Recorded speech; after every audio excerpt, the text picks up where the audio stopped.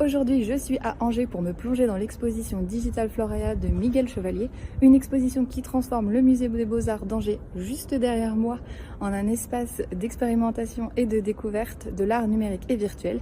Et je vous emmène donc avec moi la découvrir. Pour la découverte de cette exposition, j'étais accompagnée d'Alice, médiatrice culturelle au musée des Beaux-Arts d'Angers, qui a chaleureusement accepté de répondre à toutes mes questions. La première chose qu'on voit lorsqu'on rentre dans cette exposition, c'est notamment ce tapis où sont projetées au sol des compositions florales un peu en transparence.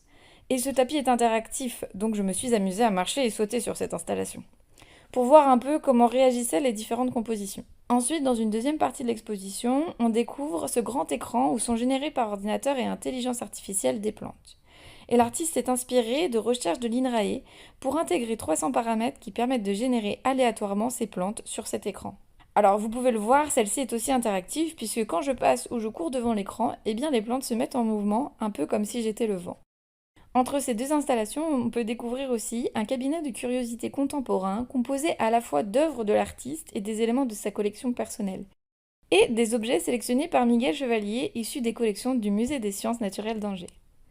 Si je continue ma déambulation, je me retrouve devant un énorme écran où sont générées devant mes yeux des images très colorées, très psychédéliques, inspirées de la nature. Cette partie de l'exposition est très contemplative, car vous pourrez essayer, mais celle-ci n'est pas interactive. Tout autour de ces installations, on peut aussi découvrir des œuvres de l'artiste, aussi inspirées de la nature. L'exposition est à découvrir jusqu'au 18 janvier 2026 au Musée des Beaux-Arts d'Angers et avec tout autour une belle programmation culturelle et une programmation de culture scientifique.